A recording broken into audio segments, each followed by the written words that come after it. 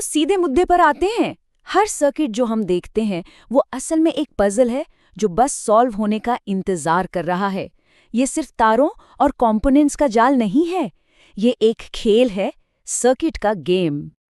और इन पजल्स को सॉल्व करने के लिए हमारे पास दो सबसे जबरदस्त तरीके हैं, मैश और नोडल एनालिसिस। समझ लीजिए ये वो मास्टर कीज हैं जिनसे किसी भी सर्किट का ताला खोला जा सकता है। लेकिन भाई कोई भी गेम खेलने से पहले उसके रूल्स तो समझने पड़ते हैं, है ना? तो चलो गेम शुरू करने से पहले इस सर्किट के गेम बोर्ड के दो सबसे जरूरी हिस्सों को समझते हैं, मैश और नोड्स। तो ये मैश आखिर है क्या? अरे बहुत सिंपल है। इसे एक बंद रास्ता या लूप समझो। ये वो रास्ता है जहां से करंट पूरा चक्कर लगाकर वापस अपनी जगह पर आ जाता है, बिल्कुल एक रेस ट्रैक की तरह। और नोड, वो तो और भी आसान है। नोड मतलब बस एक जंक्शन, एक मीटिंग पॉइंट जहां दो या दो से ज्यादा कंपोनेंट्स आकर मिलते हैं। और हमारा नोडल एनालिसिस इन्हीं मीटिंग पॉइंट्स पर वोल्टेज पता लगाने पर फोकस करता है। चलो अब अपनी पहली टेक्निक पर आते हैं, मैश एनालिसिस। इसे हम करंट चेज गेम भी कह सकते हैं। इसका एक ही मकसद है, हर लूप में छुपे हुए करंट को ढूंढ निकालना।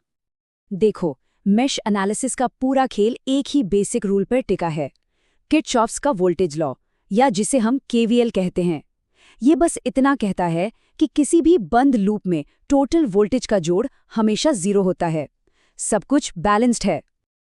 और इसको करने का तरीका ना बहुत ही सीधा है, बस 3 स्टेप्स। पहला, हर लूप के लिए करंट मान लो, जैसे I1 और I2। दूसरा, हर लूप में केवीएल लगाकर एक इक्वेशन बनाओ। और आखिर में बस उन इक्वेशंस को सॉल्व कर दो, हो गया काम। अब ये जो इक्वेशंस हैं, ये उसी सर्किट से निकली हैं। है ना कमाल की बात कि कैसे सिंपल सी मैथ से हमें इतने पावरफुल रिजल्ट्स मिलते हैं।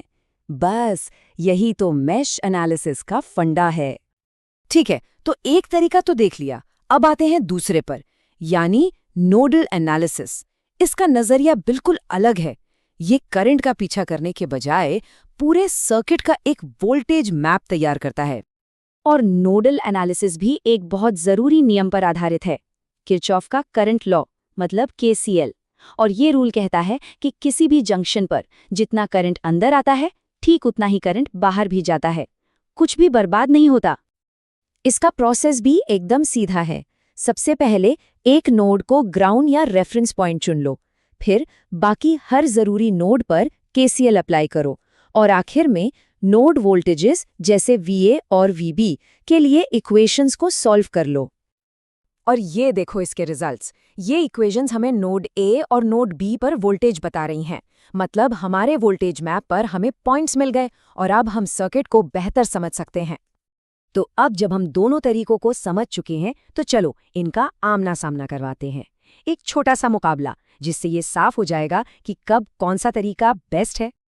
देखो, फर्क बिल्कुल साफ है।